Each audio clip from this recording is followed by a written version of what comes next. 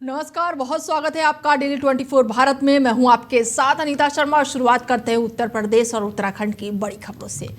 मुख्यमंत्री योगी आदित्यनाथ ने पुलिस अधिकारियों को दो टूक हिदायत दे दी है कि लोगों को विदेश भेजने के नाम पर धोखाधड़ी करने वाले एजेंटों के खिलाफ सख्त कार्रवाई की जाए और ऐसे एजेंट जो है उनसे पीड़ितों को पूरा पैसे भी वापस कराए जाए। और उन्होंने विदेश भेजने के नाम पर फ्रॉड करने वालों को चिन्हित करने और उनके खिलाफ कड़ा एक्शन लेने के निर्देश भी दिए हैं।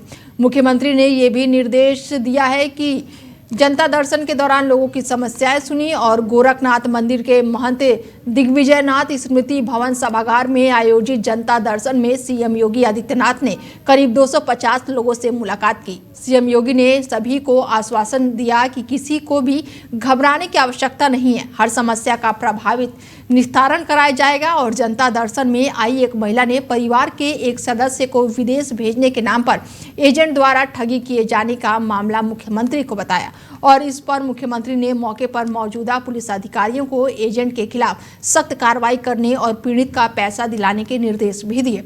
उन्होंने महिला को भी समझाते हुए कहा कि विदेश जाने के नाम पर एजेंटों के चक्कर में नहीं पड़ना चाहिए। गलत तरीके से जाने पर लोगों को वहां जेल में रहना पड़ता है। जनता दर्शन में आए पुलिस से जुड़े मामलों में मुख्यमंत्री योगी आदित्यनाथ ने सख्त कार्रवाई के निर्देश दिए। साथ ही कहा कि पीड़ितों की मदद में विलंब और लापरवाही कतई नहीं होनी चाहिए। जनता की समस्याओं के समाधान में किसी भी तरह की लापरवाही हुई तो संबंधित के खिलाफ कार्रवाई की जाएगी। और मुख्यमंत्री ने प्रशासन और पुलिस के अधिकारियों से कहा कि जनता की समस्याओं का समयबद्ध तरीके से और गुणवत्तापूर्ण निस्तारण करें और हर पीड़ित की तत्काल मदद करें। उन्हें जमीन और कब्जाने की शिकायतों पर भी विधि सम्मत कठोर कार्रवाई करने के निर्देश दिए हैं। और जनता दर्शन में हर बार की तरह इस बार भी कुछ लोग इलाज में आर्थिक सहायता की गुहार लेकर मुख्यमंत्री योगी आदित्यनाथ से मिलने पहुंचे थे।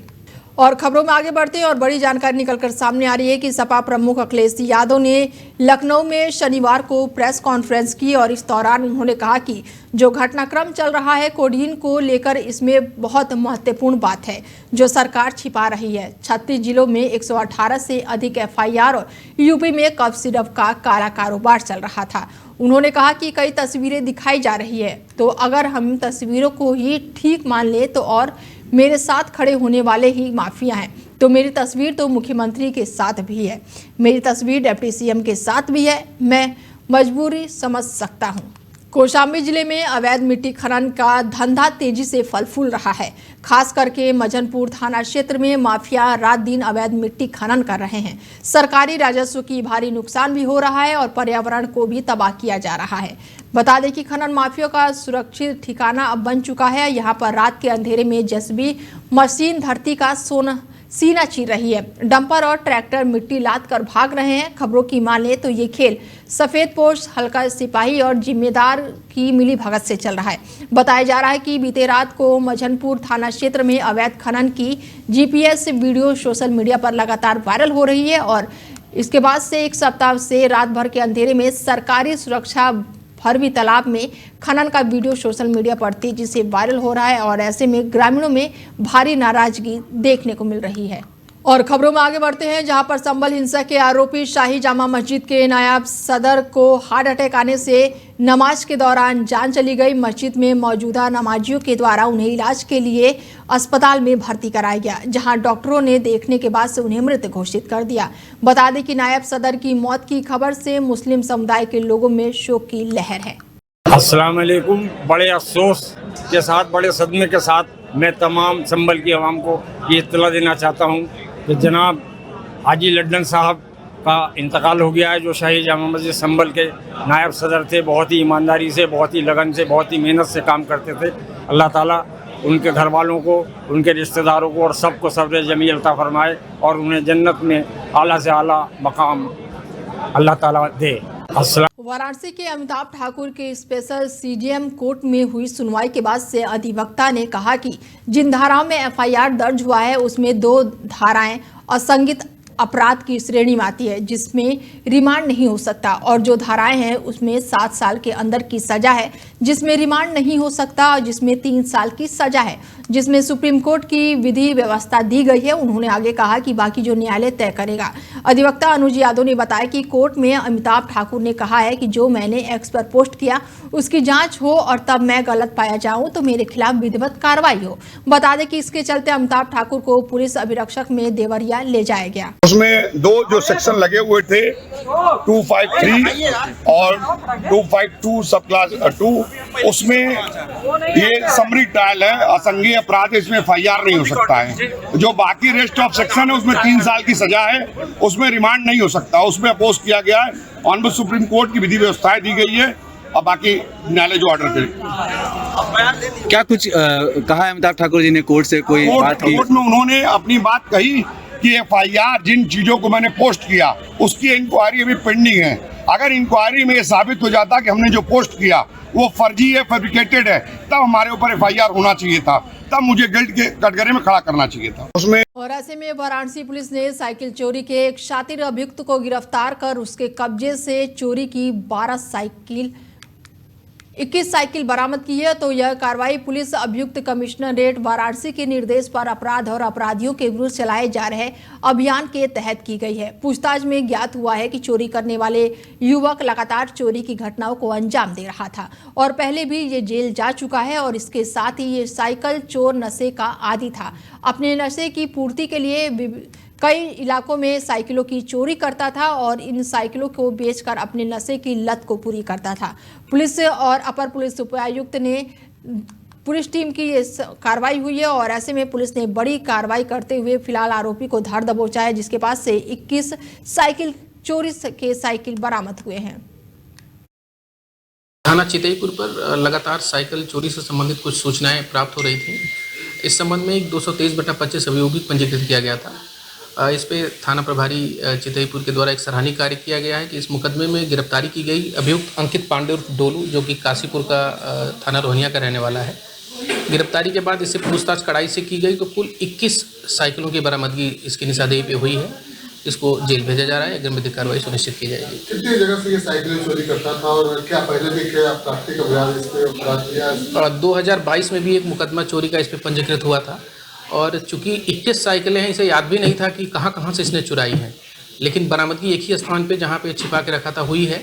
तो अब ये ट्रेस किया जा रहा है, पता किया जा रहा है कि अगर अन्य जगहों से इसका पता चलता है तो नियमानुसार कार्रवाई इस पर की जाएगी। सर ये अकेला करता था या और भी लोग थे इसके नहीं, साथ? अकेला करता था, अकेला ही। सपा सांसद अजेंद्र सिंह लोधी ने बैखर हत्याकांड की CBI जांच की मांग की है, और इसके लिए उन्होंने गृह मंत्री को पत्र लिखा है। सांसद ने इस सनसनीखेज हत्या के बाद से आरोपियों को नहीं पकड़े जाने को लेकर तीखी प्रतिक्रिया दी है। उन्होंने कहा कि सरीला के जरिया थाना क्षेत्र के गांव में घर में घुसकर अकेली शीला की उस समय हत्या कर दी गई जब उसका पति बाहर गया था, और करीब 4 महीने बीतने को है। इसके बाद से हत्यारा पुलिस की गिरफ्त से दूर है। इतना ही नहीं, इस घटना के बाद से अभी तक पुलिस को कोई भी सुराग हाथ नहीं लगा है, और सांसद ने इस मामले पर पीड़ित परिवार को न्याय दिलवाने के लिए CBI जांच की मांग की है। खबर यूपी के संभल से है, जहां पर शुक्रवार देर शाम को एक भीषण सड़क हादसे में एक ही परिवार के 3 सदस्यों सहित 4 लोगों की मौत हो गई। यह घटना बहजोई कोतवाली क्षेत्र का बताया जा रहा है, जहां पर तेज रफ्तार का कहर एक बार देखने को मिला है, जहां पर एक चीकू से भरी कंटेनर ने अनियंत्रित होकर एक बाइक पर सवार 4 लोगों को रौंद दिया। टक्कर के बाद से कंटेनर एक पेड़ से जा टकराया, और इस हादसे में बाइक सवार सभी 4 लोगों की मौके पर ही मौत हो गई। हादसे में कंटेनर चालक और परिचालक गंभीर रूप से घायल हो गए। दोनों मध्य प्रदेश के इंदौर जिले के रहने वाले हैं, और पुलिस ने कड़ी मशक्कत के बाद चालक को कंटेनर से बाहर निकाला, जो लगभग 2 घंटे तक फंसा रहा। घायलों को बहजोई अस्पताल में भर्ती कराया गया, जहां उनका इलाज चल रहा है। पुलिस ने चारों मृतकों के शव को कब्जे में लेकर पोस्टमार्टम के लिए भेज दिया है, और मामले की जांच शुरू कर दी है। जानकारी मिलने पर मौके पर डीएम संभल भी पहुंचे, जिन्होंने घटना की जानकारी ली। वहीं उन्होंने बताया कि चीकू से भरी कंटेनर ने कमलपुर निवासी बाइक सवार 4 लोगों को रौंद दिया, जिस दौरान ये चारों लोगों की मौके पर ही मौत हो गई। थाना बहजोई के खजरा खाकम के पास एक स्प्लेंडर और एक फलों से लदे हुए कैंटर की दुखद दुर्घटना की सूचना प्राप्त होने पर तत्काल पुलिस मौके पर पहुंची और दुर्घटनाग्रस्त व्यक्तियों को वास्ते चिकित्सा परीक्षण अस्पताल भेजा गया, जहां डॉक्टरों ने परीक्षण करने के उपरांत 2 व्यक्तियों, एक 12 वर्षीय बच्चे और एक महिला को मृत घोषित किया तथा कैंटर ड्राइवर और हेल्पर जो कि घायल है उनका उपचार किया जा रहा है। पुलिस द्वारा शवों को कब्जे लेकर मोर्चरी भेज दिया गया है और पीएम और पोस्टमार्टम की कार्रवाई की जा रही है।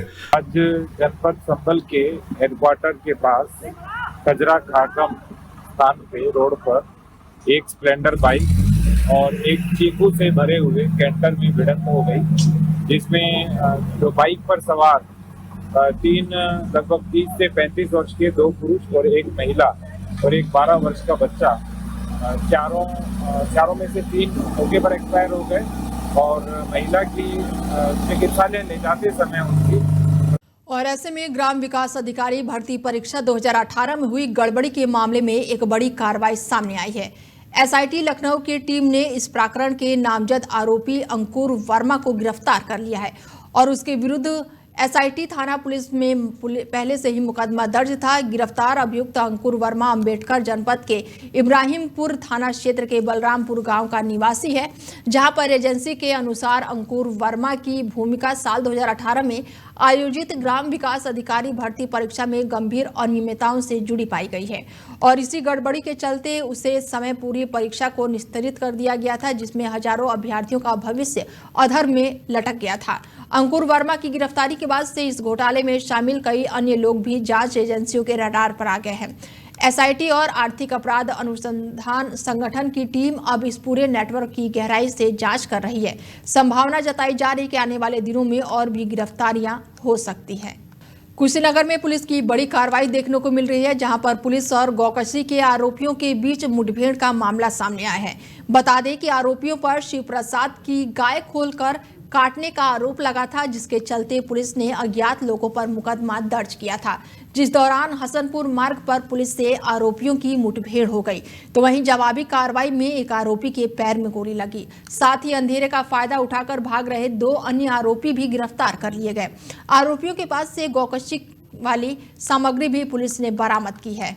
देखिए, दिनांक 15 दिसंबर 2025 को थाना सरायकिल क्षेत्र के रहने वाले एक व्यक्ति के द्वारा सूचना दिया गया था कि उनकी गाय को कुछ अज्ञात व्यक्तियों द्वारा खोलकर ले जाया गया और गौकशी करते हुए उनकी गाय के अवशेष पास के ही कुएं में पड़े हुए हैं। सूचना प्राप्त होते ही तत्काल पुलिस फोर्स मौके पर पहुंची और प्राप्त तहरीर के आधार पर सुसंगत धाराओं में थाना सरायकिल पर अभियोग पंजीकृत कराया गया था। उक्त घटना के सफल अनावरण और अभियुक्तों की गिरफ्तारी के लिए श्रीमान पुलिस अधीक्षक महोदय द्वारा टीमों का गठन किया गया था, जिनके क्रम में साक्ष्य संकलन और गोपनीय जानकारी तथा और तकनीकी साक्ष्य आदि के आधार पर उक्त घटना में 4 अभियुक्तों का नाम प्रकाश में आया था, जिनको पकड़ने का पुलिस टीम द्वारा प्रयास किया जा रहा था। उसी क्रम में आज दिनांक 19 दिसंबर 2025 की शाम को मुखबिर द्वारा सूचना प्राप्त हुई कि 2 अज्ञात व्यक्ति जो हुसैनपुर उस्मानपुर पुरखास के लिंक मार्ग पर एक बाग है, वहां पर छुपे हुए हैं और कोई घटना कारित करने की फिराक में है। सूचना प्राप्त होते ही तत्काल पुलिस फोर्स। कथावाचक पुंडरी गोस्वामी को उत्तर प्रदेश सरकार द्वारा गार्ड ऑफ ऑनर दिए जाने पर कांग्रेस प्रवक्ता अंशु अवस्थी की प्रतिक्रिया अब सामने आई है। उन्होंने कहा कि भारतीय जनता पार्टी और आरएसएस दोनों मिलकर इस देश की संविधान को अपमानित कर बाबा साहेब भीमराव अंबेडकर के साथ साथ स्वतंत्र संग्राम सेनानियों को लोकतंत्र की भावनाओं को पलीते लगा रहे हैं और अब तो धर्म में भी भेदभाव, किसी दूसरे वर्ग के संत की चोटी काटी जाती है तो इसकी कथाओं में उत्पात मचाया जाता है। अंशु अवस्थी ने कहा कि किसी भी संत को गार्ड ऑफ ऑनर दिया जाता है, वही उत्तर प्रदेश की कानून व्यवस्था बदहाल है और पुलिस अपना काम नहीं कर रही है। आगे उन्होंने कहा कि सरकार धर्म और जाति देकर अपराधियों पर कार्रवाई करती है, जो कि बहुत ही दुर्भाग्यपूर्ण है। भारतीय जनता पार्टी और आरएसएस दोनों मिलकर इस देश के संविधान और लोकतांत्रिक व्यवस्था को पलीता लगाने में लगे हैं। कोई दिन नहीं जाता जब वो संविधान का अपमान न करते हो। संविधान सम्मत व्यवस्था नहीं है कि संतों में भेदभाव हो। किसी संत की आप चोटी काट लेते हैं, उनकी कथाओं में उत्पात मचाते हैं और किसी संत को आप गार्ड ऑफ ऑनर देते हैं। आप धर्म में भी भेदभाव कर रहे हैं। भारत का सनातन धर्म कभी भेदभाव नहीं सिखाता, लेकिन भारतीय जनता पार्टी वहां भी भेदभाव और बांटने की राजनीति कर रही है। पुलिस का काम यह तो नहीं है कि किसी संत को गार्ड ऑफ ऑनर दे। उत्तर प्रदेश की कानून व्यवस्था बदतर होती चली जा रही है। उत्तर प्रदेश में कोई दिन नहीं जाता जब दलितों महिलाओं को निशाना बनाकर न मारा जाता हो, और हो भी क्यों ना, क्योंकि भाजपा की सरकार जब खुद धर्म देखकर कार्रवाई करती है अपराधियों पर, जाति देखकर कार्रवाई करती है अपराधियों पर, संतों में भी भेदभाव इससे ज्यादा शर्मनाक और संविधान विरोधी नहीं हो सकता। और ऐसे में लखनऊ में घने कोहरे के चलते हादसों की घटनाएं बढ़ जाती है, जिसके चलते हादसों को लेकर रेलवे ने मॉक ड्रिल की। बता दें कि उत्तर प्रदेश के द्वारा आलमबाग में मॉक ड्रिलिंग की गई और रेल दुर्घटनाओं के वक्त सभी टीमों के साथ मिलकर रेलवे कैसे चलता है इस रेस्क्यू ऑपरेशन को लेकर मॉक ड्रिल की गई। मॉक ड्रिल में ट्रेन पलटने के बाद से कैसे लोगों को सुरक्षित निकालते हैं और घायलों को तत्काल अस्पताल पहुंचाते हैं, सभी तरह के मानके मौजूद रहे और मॉक ड्रिल में रेलवे के अधिकारी सहित तमाम टीमें मौके पर मौजूद रहीं। और खबर यूपी के पीलीभीत से है, जहां पर अचानक एक कार में आग लग गई और मोहल्ले वालों ने इसकी सूचना स्थानीय पुलिस और फायर ब्रिगेड को भी दी, जिसके बाद से सीओ सिटी 2 थानों की फोर्स साथ साथ फायर ब्रिगेड की गाड़ी भी मौके पर पहुंची और आग बुझाने में जुट गई। बताया जा रहा है कि इस कार में अवैध तरीके से गैस रिफिलिंग हो रही थी और तभी गाड़ी में आग लग गई और गाड़ी पूरी तरीके से जलकर राख हो गई। मौके पर पहुंचे सीओ सिटी दीपक चतुर्वेदी ने बताया कि हर तरीके से जांच की जाएगी और आगे की कार्रवाई भी लगातार जारी रहेगी।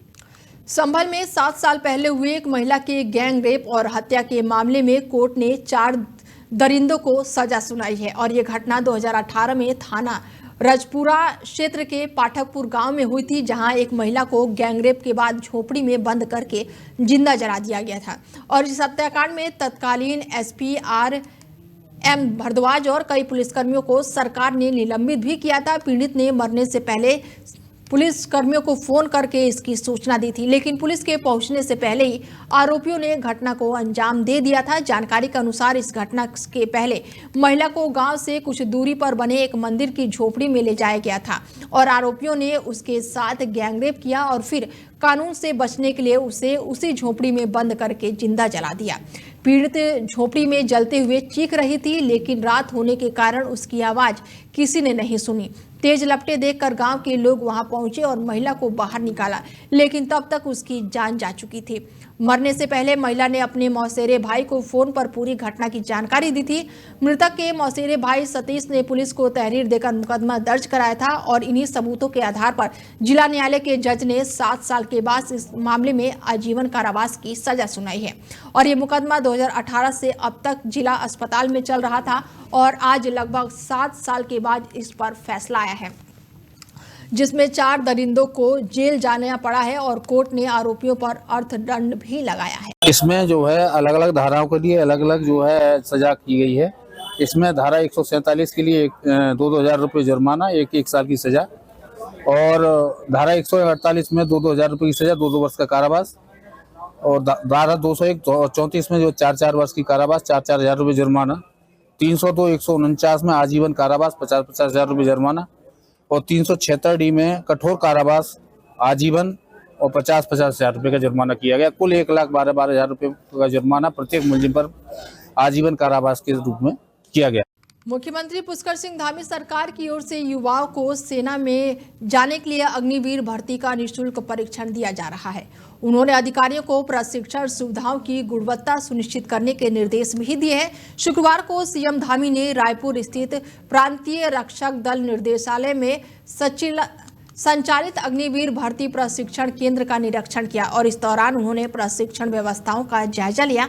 मुख्यमंत्री ने अग्निवीर भर्ती की तैयारी कर रहे युवाओं से सीधा संवाद कर उनके प्रशिक्षण अनुभव और दिनचर्या और चुनौतियों के बारे में जानकारी ली। उत्तराखंड अल्पसंख्यक आयोग दिवस के अवसर पर 18 दिसंबर को सितारगंज कोतवाली परिषद में अल्पसंख्यक समाज के सम्मानित नागरिकों और जनप्रतिनिधियों के साथ एक महत्वपूर्ण जनसंवाद कार्यक्रम आयोजित किया गया। जिसमें एसपी सिटी और कोतवाल ने सीधा संवाद करते हुए लोगों की समस्याएं सुनी। बैठक के दौरान आवास सुरक्षा, पुलिस कार्रवाई और स्थानीय विवाद और अन्य जन समस्याओं से जुड़ी कई शिकायतों का मौके पर ही समाधान किया गया, जबकि शेष मामलों में शीघ्र कार्रवाई का भरोसा दिलाया गया। एसपी सिटी उत्तम सिंह नेगी ने कहा कि अल्पसंख्यक आयोग दिवस को प्रदेश भर में जागरूकता दिवस के रूप में मनाया जा रहा है और जनपद के सभी थानों में ऐसा कार्यक्रम आयोजित कर अल्पसंख्यक समाज को उसके अधिकारों, सुरक्षा और सम्मान के प्रति जागरूक किया जा रहा है।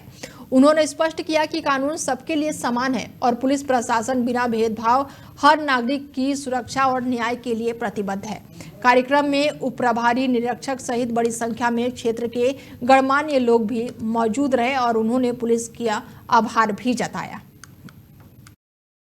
में अल्पसंख्यक आयोग अल्पसंख्यक जागरूकता दिवस आज मनाया जा रहा है। तो थानों में, सभी थानों में जनपद के ये प्रोग्राम कराया जा रहा है।